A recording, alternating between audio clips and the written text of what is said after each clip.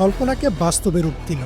প্রতিষ্ঠানটি সম্প্রতি সামনে নিয়ে এসেছে তাদের ভলোনট এয়ারবাইক নামক এক অভিনব উড়ন্ত মোটরসাইকেল, যা দেখতে অনেকটা স্টার ওয়ার্স সিনেমার হভারবাইকের মতো।